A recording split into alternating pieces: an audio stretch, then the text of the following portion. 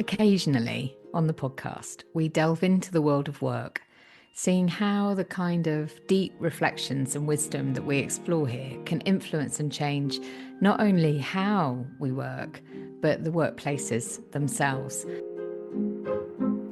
Welcome to the Henny Flynn podcast, the space for deepening self-awareness with profound self-compassion. I'm Henny. I write, coach, and speak about how exploring our inner world can transform how we experience our outer world, all founded on a bedrock of self-love. Settle in and listen and see where the episode takes you. So there's been 2 or 3 episodes recently in the last couple of series. There was one around empathy and transformation with Pamela Windle, where we looked at navigating menopause in the workplace. So that was season 14, episode 6. We also looked at burnout and self-compassion with Dr. Danielle de Lamar, and that was also season 14, episode 3. And of course, back in season 13, episode 9, we looked at debunking myths, the myths around returning to work and the gender pay gap with the lovely Amelia Miller from IV. So if you've been listening for a while, you'll know something of my own background as a working parent in some highly stressful and very demanding senior roles. And that means you might understand why my guest today piqued my interest. So Moe Carrick is an internationally respected pioneer in the study and the practice of workplace culture, which is something that I used to work in a lot back in my corporate days, looking at how we could create culture change in organizations. Moe also has developed some award-winning frameworks which are used by Nike and Nintendo. So she's got the credentials, the evidence that she knows what she's talking about.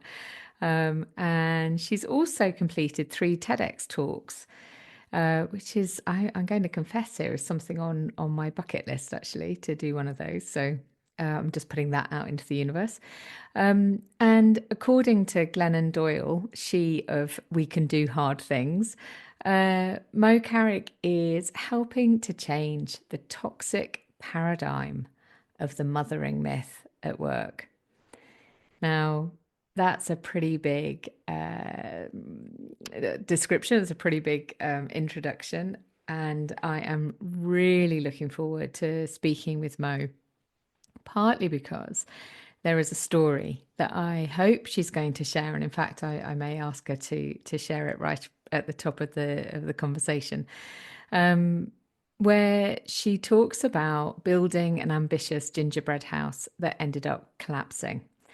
And as I say that, I wonder if there's a metaphor in there that was part of how she became the expert that she is. So we'll just give Moe a few minutes to join us, and I look forward to diving into this conversation with her and with you.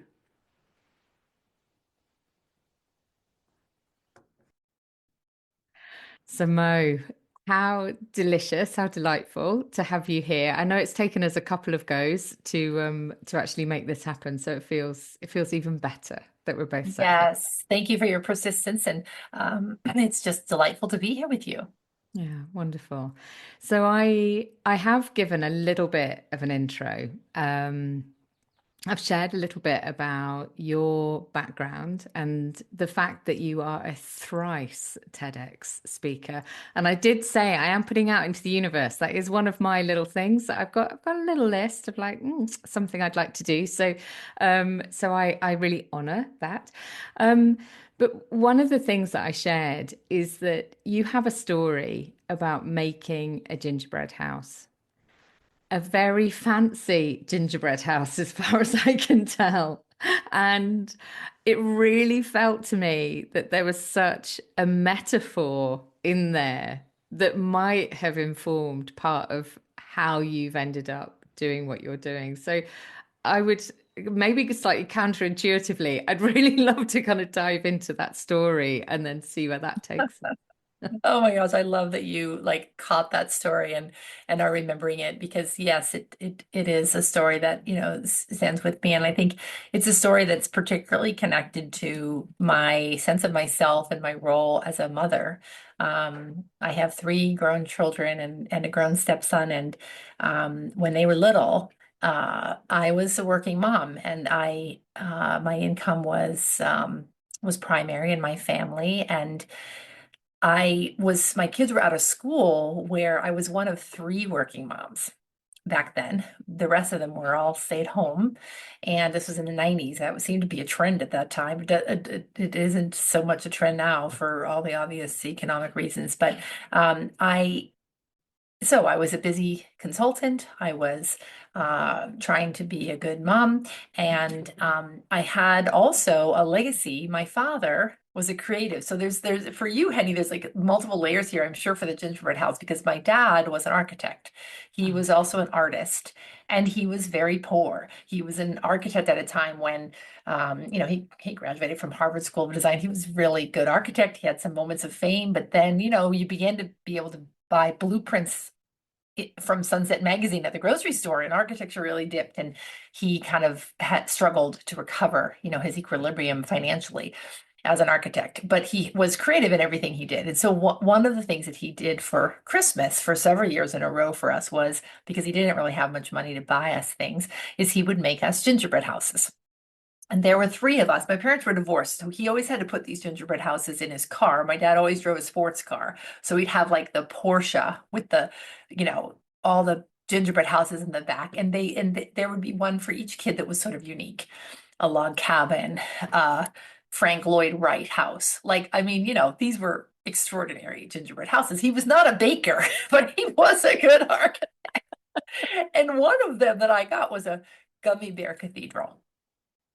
And it was like a tall house. It had stained glass windows and it had little pews inside with all these little gummy bears sitting in church. It was just such beautiful. such an expression of love, Mo. I mean, I honestly, the feeling inside me as I think about your father there making these as a language of love. Right. It was incredible. And my father was in recovery. My dad got sober from his alcoholism when I was 6. And so these gingerbread houses happened after that. And he was still, sorting his life. And it was just beautiful. Like you're feeling like there were these evocative memories. And so I had my kids, and I was we were asked to bring a gingerbread house for one of my son's kindergarten or whatever. And I had this idea like, oh my gosh, now by then my father had died, and I thought I can do this. Like I can keep this legacy. Yes, I'm not an architect, but maybe I can do it. So I decided to make this gingerbread house. And because this school where my kids were at was a private school, there was a high volunteer requirement, and there was always I always felt a sense of like, I'm the working mother. I'm not as present. I'm not reading in the classroom every week. I can't go on every field trip. So I had some guilt and probably shame about not being a good enough mother in that way. So I went all out on this gingerbread house. And we spent days, I spent days like getting it just so, and it actually looked really cool. My kids were like minimally involved, and I had it all ready, and it was supposed to go to school the next day. It was probably like, I don't know, 2 feet high. And I remember going to bed after 1 in the morning being like, oh, this is going to be so fun, like to showcase this beautiful gingerbread house. And when I woke up in the morning, the cats had got at it, or gravity had got at it, or something, but the whole thing had collapsed. Oh, The ceiling Mo. had fallen in, which made the walls go out. The gummy bears were dead. It was horrible. And I was crushed. I was like, oh my gosh, I am. I'm a failure as a mother again. My little boy woke up and, cried, the gingerbread cathedral. But my kid's dad came out and he looked at it. He was like, huh, bummer. Didn't really hit him quite as emotionally. And he said, why don't we just go to Safeway and buy one? And I was like, what are you talking about? He said they're selling them right now. They're $9.99. They're already made.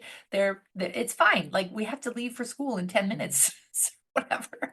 And I remember thinking, what a bad idea that was. But then I was like, I don't have any other option. We got to do that. So I went and got the gingerbread house, went to school. Well, I go in to the class, and there, wouldn't you know, there's like 8 of these Safeway gingerbread Mm. houses from From these other other parents. perfect parents who don't have Exactly. all the weight of that story, apparently. I mean, it's, Exactly. yeah, Yes, yeah. in my mind, these mothers who have all this time, they're stay Mm. at home, they don't have to work, like they're going to Safeway too and buying the thing. And then there were also some that were handmade that the kids had clearly done. There were some that, were a little bit fancier, but there were none that were quite like the gingerbread cathedral. But what hit me about that moment was there is no perfection.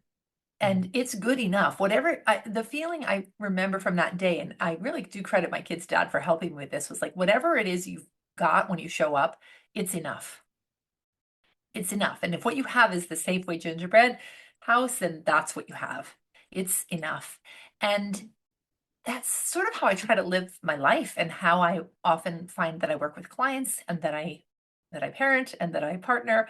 Um, and yet we all get really caught up, don't we, in the hustle of it's not good enough. It has to be somehow better. It has to be the best. It has to be the most Mm. creative or the most influential. So there was that side of the lesson for me. But the other thing, Henny, that struck me is that, and I've been thinking about this a lot lately, is it gave me even more reverence for the makers, because Mm. my dad was a maker, and I am a maker. I've come to think of myself as a maker in my business, but I'm not a maker in the traditional way. My mother was a maker. She was a knitter and an artisan, in so many ways. And I always thought, I'm not a maker. I'm not a maker. I don't. But makers are really powerful people. And when they make something, it's for a whole host of reasons that benefit the world. And so for me, it was also like, yeah, okay, so you did make that gingerbread and it didn't work out, but there is something really sacred about what the makers do, the people who build things, with their hands and of their own. So there's something that there are so many threads in your story actually that resonate with me Mm. because I too, for when my son was very young, was a working mother. I remember walking into the playground on his first day of school, and there was me and 2 other women in suits, 3 working mums. So they're kind of like, and that was in the early 2000s. Now, whether there were only 3 of us who were working there, or it just looked like that on that day, I definitely felt this sense of um, these other women here are better mothers than me. And I also had a kind of sense of like, well, what's their perception of me and what's my perception Mm, of them and blah, blah, blah. So I'd really love to kind of come back to that in a moment. But this idea of the enoughness, mm. like recognizing that maybe it was your ambition, maybe it was part of the thing that actually made you really good at work, was also part of the thing that led to you wanting to create such a beautiful, ambitious project. Yeah. But to then be able to pick that story up and transform it into, oh, whatever I do is okay. Whatever I do is enough. Because actually, it's just about showing up, isn't it? And that really is what mothering, I think, or parenting, so much of it really boils down to that. So how does that story play into this beautiful phrase that you use around the mothering myth? Like, talk to us a little bit about that and how you define what that is. Well, it's interesting what you're saying, and I just feel for you in going to the playground too, right? And so I think for me, the mothering myth is the stories that we've been is that there's a lot of mythology that we've inherited as stories about mothering being something that is so precious and so magical that it's actually unattainable to do it perfectly. And I think it's all caught up in actually religion. in Christianity in particular, in our historical notions of what the role of mothers are in the world, probably in multiple religions, not only in Christianity, but it's the one I'm perhaps the most familiar with, around mothering is sacred, which I believe mothering is sacred, but I also believe that fathering is sacred, but it is not treated that way in the same way.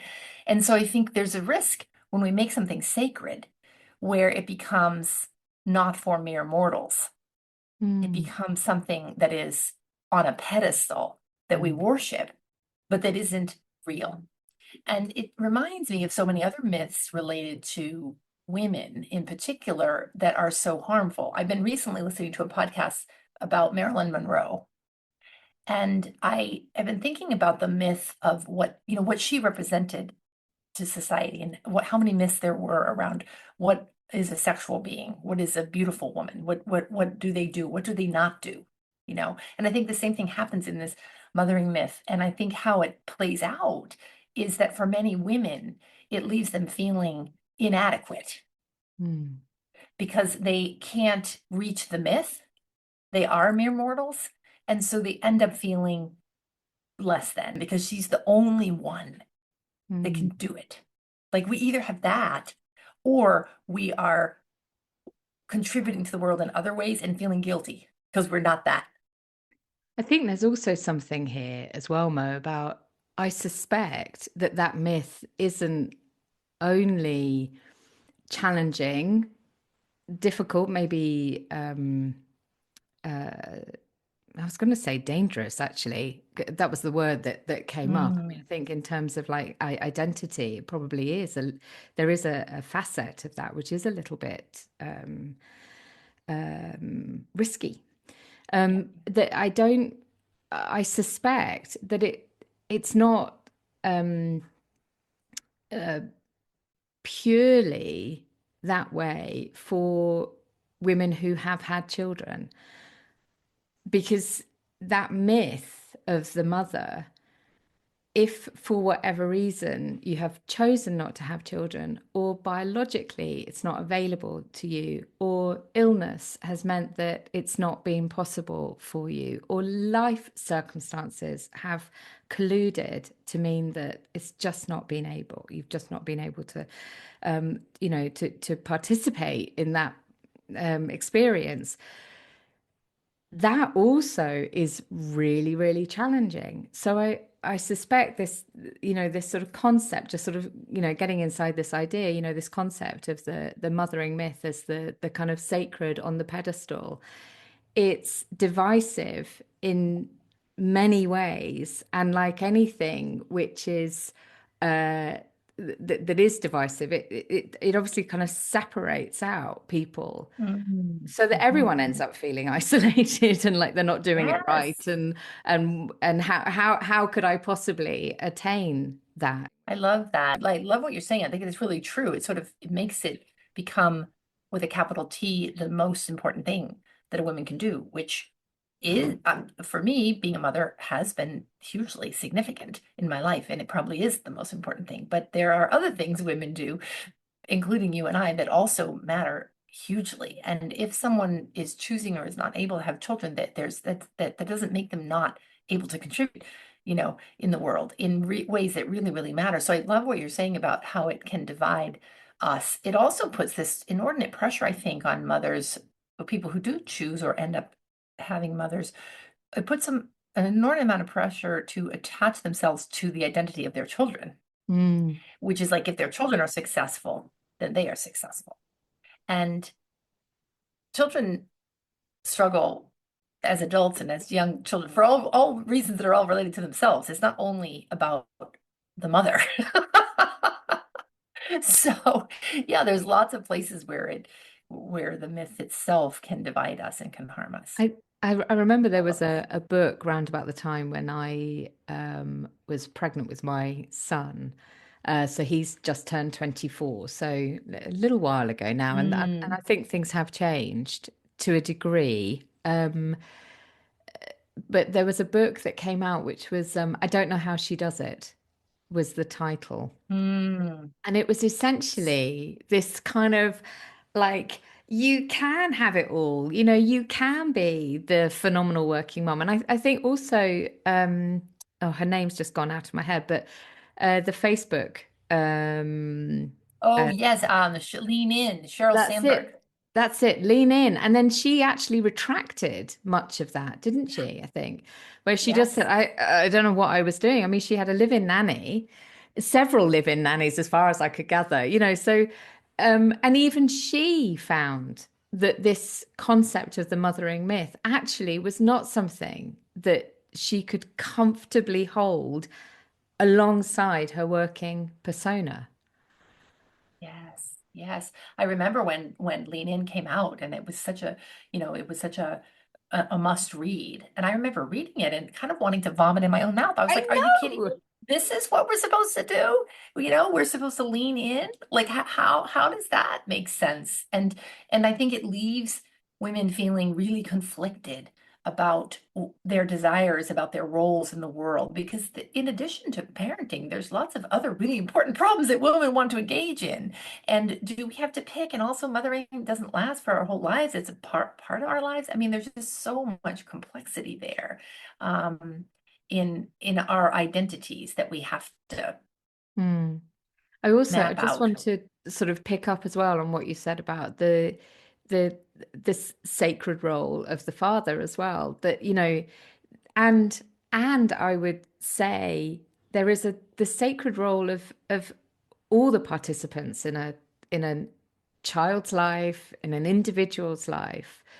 And the minute we start saying, no, no, no, all of the responsibility for that sits on her shoulders, we we actually deny the kind of honoring, I suppose, of those other roles, the respect due to those other roles, and also potentially the responsibility that comes with those other roles. Um, yeah, I think it's really interesting, Mo. It's sort of, I also find this, it's a little bit sticky. It's a little bit uncomfortable to talk about it, which I love conversations like that feel a Yeah, it bit makes like, our palms, yeah, it oh, makes our palms a little sweaty. yeah, exactly. It's like, oh dear, I don't know if what I'm going to say kind of makes sense, or like, what do I really think about this, or where is this thought going, because actually, maybe for many of us, it's so it's so ingrained that we don't even consider that it could possibly be anything other than how it. Yes, I think you're right. We've inherited, generations really of pressures, and it's so powerful. I've been thinking a lot lately about, what's happening with men, and you might have seen one of my talks about men and women's role in healthy masculinity. And men right now here in 2025, we've got a real problem on our hands with our notions of masculinity and what's happening with men who are being predated upon with social media. We've got the highest suicide rates, the highest opioid addiction rates, the highest victims and perpetrators of gun violence. Like men are not doing, that well. And so we had there's this paradox of this rise in women's health and women's well-being with feminism, and I'm part of that and proud of it. And then we have now what we're seeing is a real decline in in how well men are doing. And what I often say is, like, wherever we go together, whether we're hetero or cis, whether we're trans or or whether we're gay or straight, it doesn't matter. We have men in our lives, people who identify as men, and women who identify as women, who must be in partnership either at work or at home. And so the decline of one whole, half of the sky, so to speak, is dangerous for all of us. And one of the things that I see play out, and it's sort of a micro example of this dynamic of, I think, what feels sticky, is what I see happening in the world of work. For more than 10 years, many companies have granted paternity leave equal to maternity leave. And yet men still consistently don't take it. They don't take it. Yeah, They don't take it. absolutely. And when you ask them, like when I ask these young men, well, they're worried about the impact on their career. They are not sure what is their role. And also the timing that it's granted is often not the best time for them to be out, because it is a very maternal centric time when a baby is first born. So what happens if maybe we give it to men when the kids hit 15 when they are really, needed. I mean, they're needed all the way along. But I think for me, it's been really it's impactful to notice right now because I do believe, Henny, that unless we see men in particular as competent carers, we never will reach real equity in the workplace Mm. because somebody has to take care of the children. Absolutely. Somebody does. That's it. It's sparked a memory from Mm, my own life and the way that we, by chance, ended up bringing up our son. So mm, when he was, I remember. So I went back to work. I got a new job just when I was pregnant. So had the baby, rewrote the HR practices while he was, sort of nursing, ended up sort of taking him into the office before he was 3 months old because I had to have meetings because I was so determined to demonstrate that I could do this even though I just had a baby. Oh, it's just a baby. Don't worry about that. You know, oh my goodness, it sent him to nursery at 3 months. Oh, the pain of doing that. And yet I felt I had no choice. And then eventually, I think he was 2, and I walked into my CEO's office and I just stood there, like with my fists, like almost like I was a toddler. And I just said, I just can't do it anymore. And he went, oh, okay. What is it? What can't you do? And I said, I can't do this. I need to have time with him. And so he said, okay. And so we managed to work out a way that I could work part time, which for me was a really good balance. And then when our boy was 7, my role exploded. It was, I got a significant promotion, a lot more responsibility, was going to be commuting a fair distance. And so my husband and I made the choice that he would be the primary carer. And he created his own work as a copywriter so he could work from home. mm.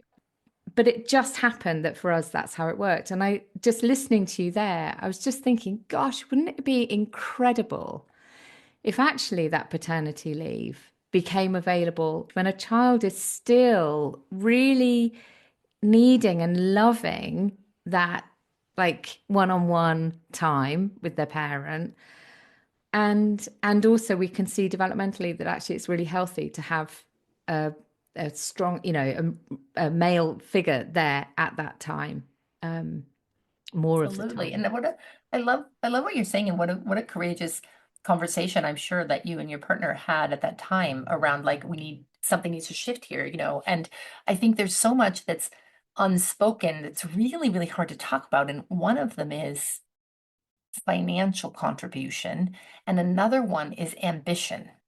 Mm. Because part of the inherited mothering myth is the fathering myth, which is you will provide. You will provide. In a capitalist society, that's the value that men are attributed to most often in their family situation. And so what happens when a man is not able to provide as much money as the woman, which happens over and All over and the over again, time. Mm. and we don't talk about it. Mm. I can remember hiding. I remember when I was married to my kid's dad, I can remember there were periods when he would be out of work and we'd get together with family and friends and they would ask him, what are you doing? And he would sort of bluff like, oh, I'm doing that. And we were basically lying about what was real in our situation, which was that I was making the money to support us. And it's happened even in my second marriage at times. And what's that about? What is that about? And some of what it's about is that women are given some messaging that their economic contribution is insignificant compared to their maternal contribution, which isn't real. It isn't true. If you have to choose between feeding your children, we just saw that the movie that just came out about with Pamela Anderson in it called The Last Showgirl. And it's really a beautiful little movie. And in it, she's talking with her daughter, who's now an adult, about the daughter is accusing her of leaving her in the car with a Game Boy while she performed in a Las Vegas show for 2 hours, whatever. And there's this one moment when the Pamela Anderson character said, the woman, I forgot the woman whose name she's playing, but she said, I had to work. Mm. I had to feed you.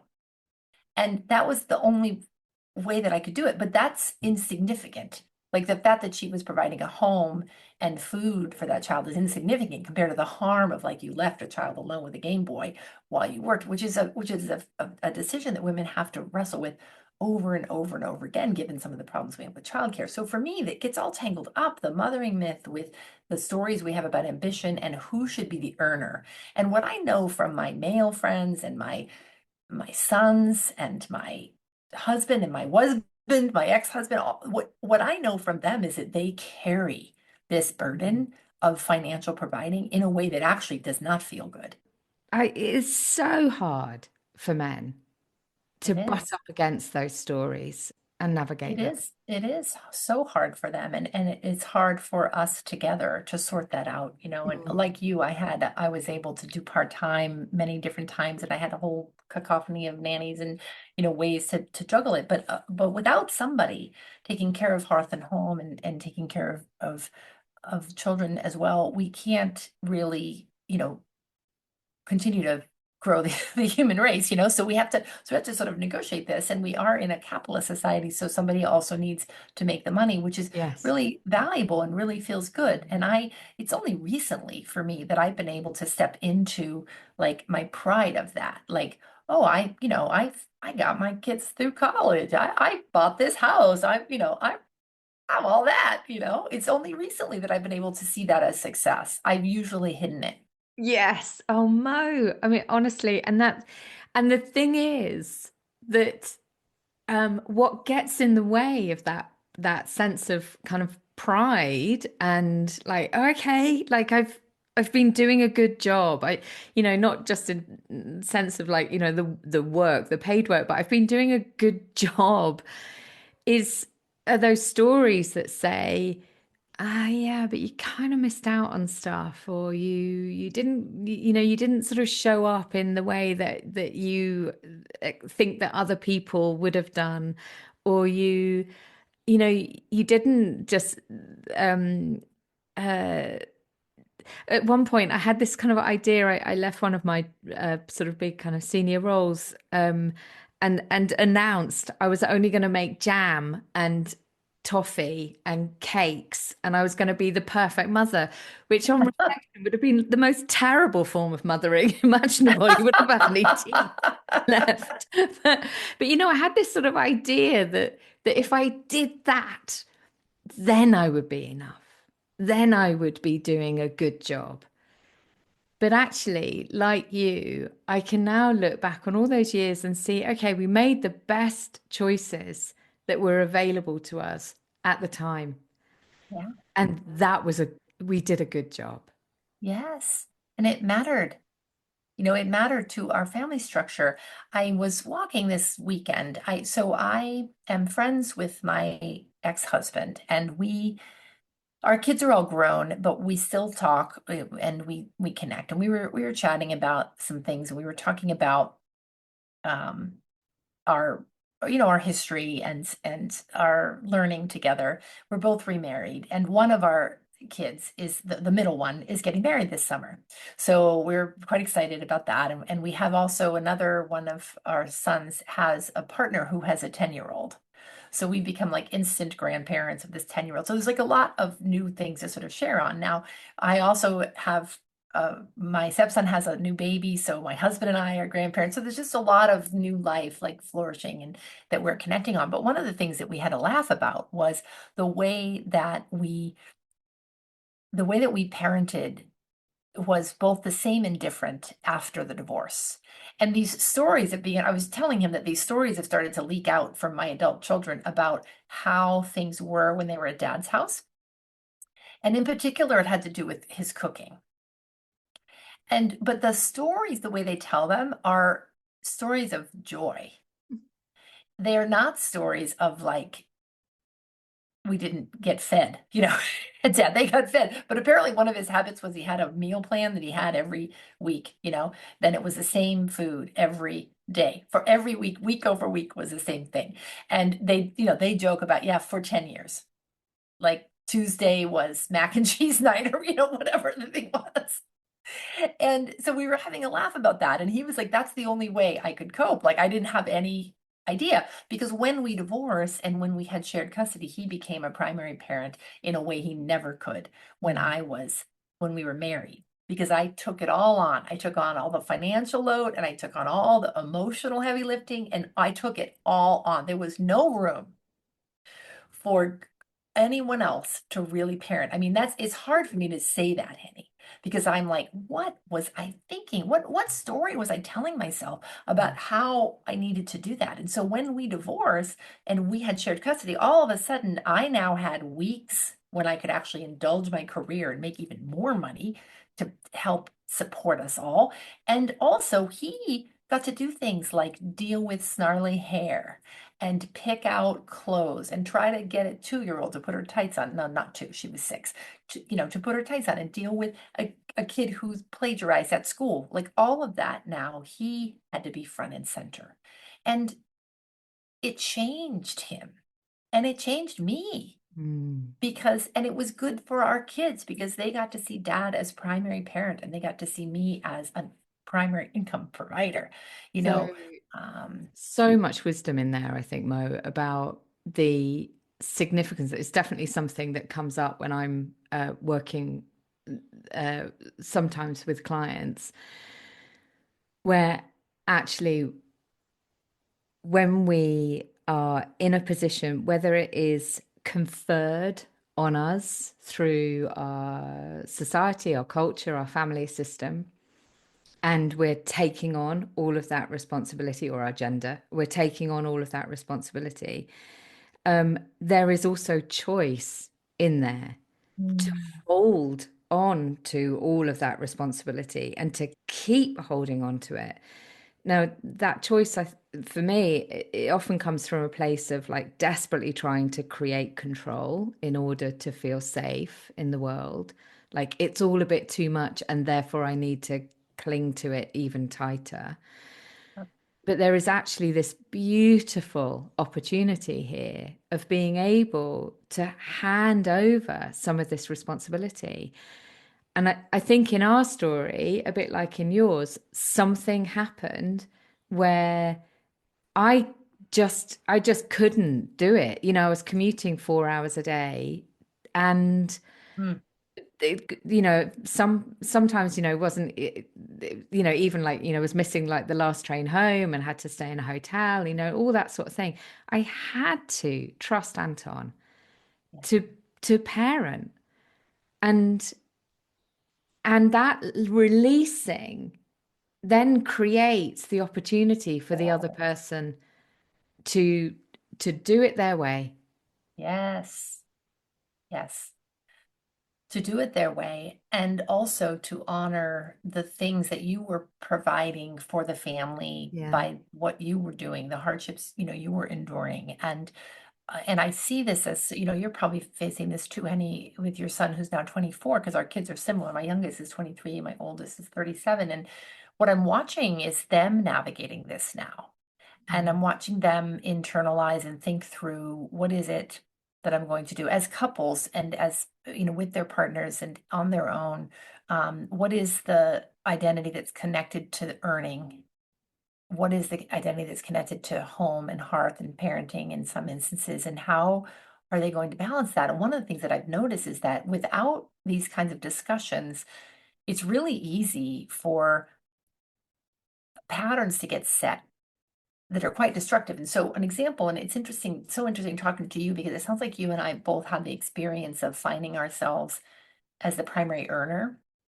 Like I never thought that would be the case for me. I'm not a rocket scientist or anything. I'm a consultant and a coach, and but somehow, oh, and I worked in nonprofit for years, and somehow over time my earning capacity, increased. And what I'm noticing right now is that for young men and women, they can make decisions really young that can impact them with their earning potential. And one of the things that I talk to some of the young women I know in my family and outside the family is like, be thoughtful about that in terms of if you're the woman in the partnership and if your husband has more earning power, that may not always be the case. Mm. So don't think of your own work as always meaning that you're going to be the low earner, because it's important that we have some parity or some equity around the way the earning contributes to the family's well-being. And I think I think part of the myth of motherhood and the myth of the father who provides and the mother who stays home and takes care of everybody and everything is that it creates terrible inequity around earning potential. And then we have marriages end, and often she is financially compromised significantly, and he may not be connected, well, to the family, which creates a lots of host of problems. So I think it's brave and important to have these conversations all the way along, Mm. like you and your partner have, and it's not easy. It is palm sweaty. Yeah, it really is. And I think just talking about finances, talking about money, money is it's interesting actually because that is a theme that often again sort of comes up when I'm working with clients because it is such a powerful energy. Yeah. And there are so many stories attached to it. And actually understanding what is our own relationship to how we feel about money, to how we Yes. um, relate to the concept of how other people are around money, like all of those things. If we don't really make sense of that, I think it's such a beautiful point you're making about, when we're kind of, early days of our nascent, relationships. If we don't spend that bit of time together when things are easier, hopefully, because maybe we don't have so many responsibilities and, therefore, in that those early days of a couple, if you don't spend that time really being clear with each other about where the equity sits and really being clear with each other about the value that everybody is bringing into the relationship. And, I think I think doing that can resolve problems further down the line. I really do. I think and it is difficult. It is hard to have open conversations about things that are palm sweaty. It is. It is really hard. In fact, this morning, I was just talking to my husband. My husband is 67. He's of retirement age, and he just recently started taking his retirement. He was for many years self-employed. We're in the same field.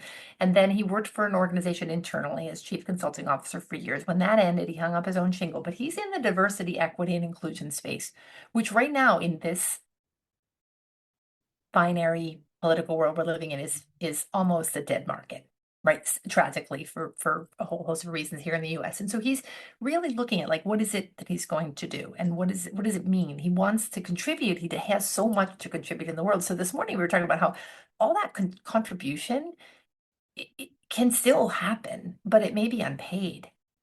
And then does he want to still be paid? And what does that look like? And one of the things that I've been thinking about, and we need to have another conversation, is similar to what you're saying with Anton, is there's actually I'm a bit younger than him, and I really feel like I could use him taking over even more of our home. It's just the two of us now, but there's still a lot to be done. There's a lot to be done for our lives, for planning for our future, for financial, management, garden, for the pets, for all the things, for feeding and caring for me. For you, exactly.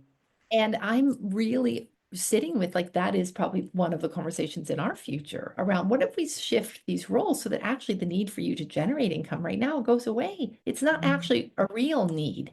It's a need for his identity. And what we both need is for my firm to continue to grow and be successful. One of my kids works in the company. We have employees like that. We want that to thrive. That's our biggest kind of value added thing next to our home for the long term. But I can tell already that there's a lot to that conversation between us. It's not just something that we do for 2 minutes. It's like a deep, robust, because it's connected to identity. I And think There's something here about really seeing the worth. Mm, That's what I'm hearing, and I think that is kind of the thread actually through everything back to your story about the gingerbread house, and it's enough, yes, seeing the worth inside. The worth was the effort, that beautiful effort that you put into it. That was enough, and then bringing the house from Safeway, that was enough. yes, And here, recognizing maybe for your husband that, caring for you might be enough. right. Absolutely. And it's what we need, like as an Yeah. ecosystem. Thank you for that free coaching. I love it. I love it. And we can't, with these things like the motherhood myth, like the pressure on men to be providers, we so much of this is like beyond our conscious knowing. We're just Mm. an individual binging about in our world. We don't know that this is at play. The stories of our ancestors, the traumas of our own families and of society at large that somehow play themselves out in what it is we're trying to do with this one precious life we have, and I don't think we have to take all that on, but I think it can be helpful. It's helpful for me to sometimes remember there's something else at play here. There's more, whether it's epigenetics or societal myths, that is impacting and driving my behavior. And if I just know that and can say, okay, so let me just pause and think about that to try to really center on what is it then that I really want to choose, Beautiful. now with my partner or my family and my community. That's so beautiful. I often think about these the influences on our lives as, they're threads, and Mm, when those threads are beautifully aligned, it's this glorious tapestry. We talk about, the tapestry of life. The challenge is that for most of us, those threads at certain times in our life just feel like a great big knotty bundle. And it's mm, really hard to see, well, what's the thing that's actually constraining me? mm, Is it the story that I've picked up from the female line in my family system? Is it my culture? Is it my identity that I've somehow adopted about what a good mother looks like, or what a good working mother looks like, or what a good, woman or person looks like? These things that they've, and actually what we're so often I find, we use the concept of these sacred roles. Well, the sacred pause is to stop. And as you mm, say, to take a breath and go, hang on a minute, well, what might be entangling me right now? And even if we can't see it, even if the knotty mess is just a bit too knotty for us to untangle on our own, at least we can recognize it's there. And we can go, yes, okay, so there's stuff at play here. It's not all my fault. It's not me being a bad person. There is there are influences here that are informing the way that I'm feeling about this. And I have some choice here too. And I yes, think that is so vital, remembering that. yes. It is. And I think it is so vital to recognize our own choice. And I think when we do that, it reduces anxiety, doesn't it? And, we're living certainly in an age of anxiety. I see this in young people and old people too, right? But I think young people especially, it can be so hard to look out at the world. I was just visiting with my daughter who's 23 and re-engaging in her own educational experience after working through COVID, tough times for young people. And and I was thinking about how she is really looking out at the world, and it's easy to look out there and feel both insignificant and also feel anxious between climate change and geopolitical forces, and that it can just feel like, why bother? Like it's all dark and scary. And I think where I'm seeing her beautifully challenge herself and grow is like, no, but there's these moments. There's my friends, there's my job, there's my people I'm meeting, there's all these moments that are right here that are actually safe and joyous and beautiful, and that helps me get grounded. I can choose to engage in those things and reduce my own anxiety, which is like so empowering for all of us in an age of anxiety. But it really takes a lot of courage to do that, and it takes the willingness to be seen as enough. As enough, and to and I think just sort of picking up on the thread that's been coming through our conversation is the willingness to have those more difficult conversations, not only with others, but perhaps with ourselves as well. Totally. Um, and and also yeah, I really love what you just said about your daughter, being able to see that there are these beautiful things that are close to us. And maybe that also comes back to this sort of mothering myth, if all of our attention is on the role that is placed on top of the pedestal, it's incredibly hard to see the stuff that's closer to us and recognize, okay, I'm doing okay. What I'm Well, doing is enough. is enough. And it disconnects us too, I guess. And I know we're going to push on our time, but I just love talking with you. It disconnects us from others. So, as you were talking about the threads and the courage that it's required to notice and name them, and I was thinking about this is another parenting moment for me that happened, which was that after the divorce, we were at a concert for my daughter, made me think of her. She was like 8 or something, and she had been with her dad that week. And she was walking up to the choir, steps to sing with her group. And as she walked up, I had a wash of shame because her clothes didn't match.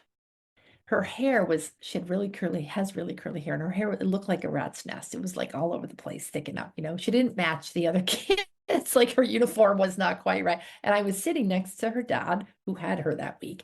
And I had this wash of shame. And what the shame was about was like, oh, my kid doesn't look well kept compared to the others. And that's going to reflect badly on me. Like I felt the mothering myth. I felt like, oh, I'm a failure. But then the music cued and she started singing.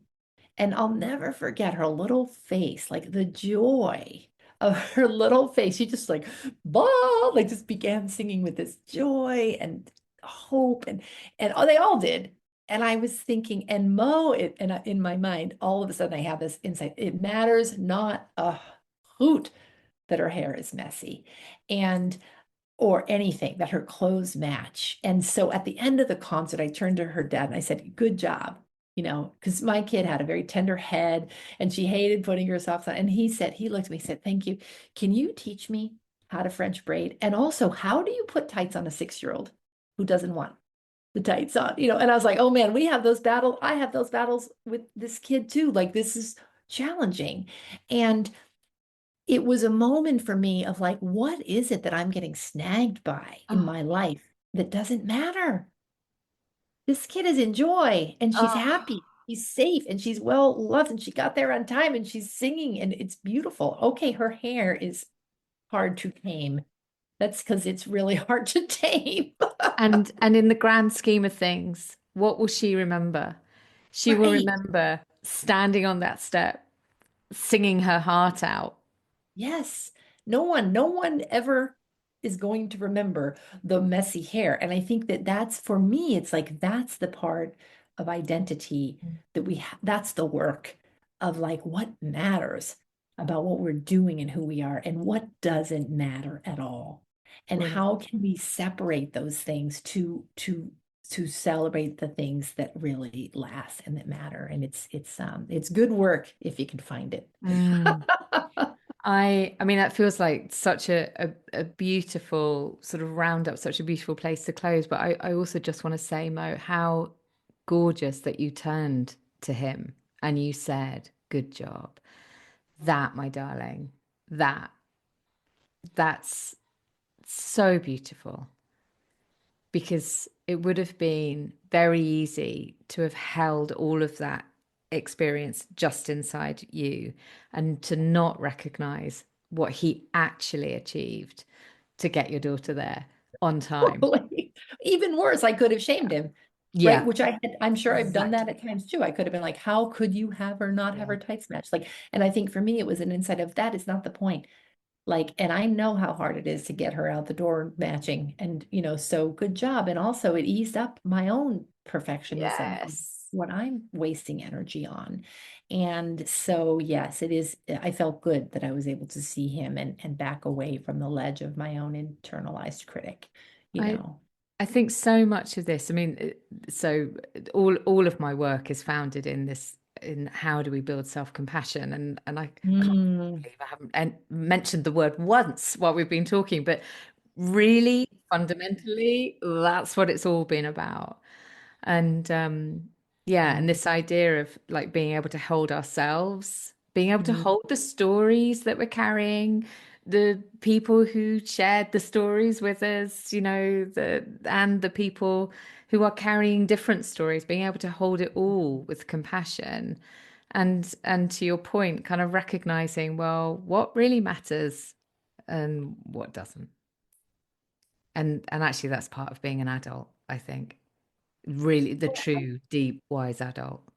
Well, yes, and you're so right. And isn't it powerful when we think about self-compassion that sometimes it requires us to look a little bit from the balcony? Like going back to the gingerbread story, when I came home from work that day, the gingerbread house was still on the counter, right? It was falling apart on the counter.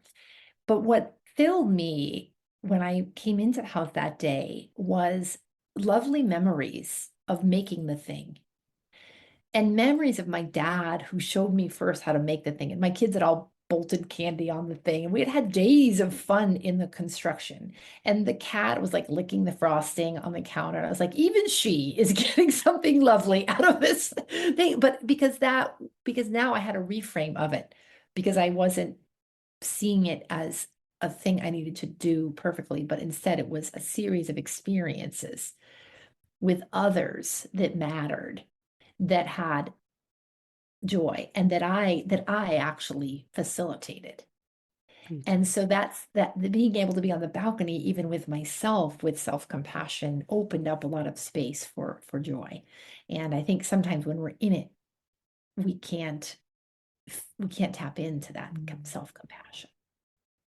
That's so beautiful. And I love it when a conversation has the alpha and omega of, the full circle coming back to your original story. There's something Mm, very, very beautiful about that wonderful reframe that you had. Mo, there is a question that I always ask my clients actually as part of, before they start working with me, but it's something I like to ask my guests here too. And the question is, if bringing it really, really sort of closely to you now, if this time in your life was a chapter in your book of life, if you saw it that way, what would the chapter heading be? oh, what a beautiful question.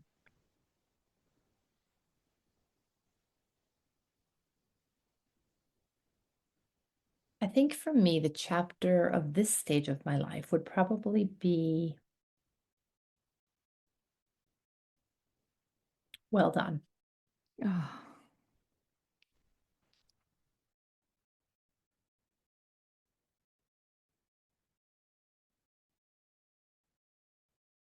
well done, Mo.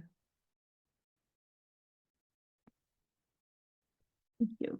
Thanks for asking a good question. It makes me cry. You're obviously very good at what you do, but it's powerful to tap into that. So thank you. Yeah, thank you. Thank you for sharing from such a deep place. It's it's been an absolute honor to talk to you. And the conversation has gone off in so many directions that I had no idea where we were going to go. And like they're my favorite conversations with guests because it means that it's been really, really heartfelt and I've really loved it. And thank you so much for joining me. Oh, thank you for having me, and thanks for your great questions and insights and coaching. What a beautiful series of offerings you're bringing into the world. Thank you for that. Oh, no. All right. So much love.